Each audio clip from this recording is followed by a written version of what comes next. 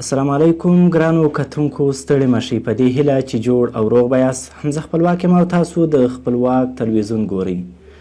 بغلان کې د طالبانو صحت کمیسیون تر وخت تیر درمل سوځولي. د بغلان ولایت په مرکزي بغلان ولسوالۍ کې طالبانو تر وخت تیر درمل له درملتونونو څخه راټول او سوځولي دي.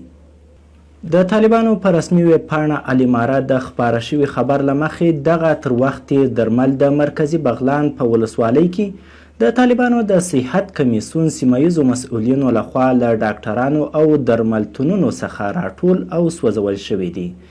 د صحت کمیسیون د مسؤلینو لخوا د ډاکټرانو په همکارۍ د بغلان ولایت مرکزي بغلان ولسوالۍ کې له درملتونونو څخه یو شمیر تر وخت تیر درمل راټول او وسوځول شول.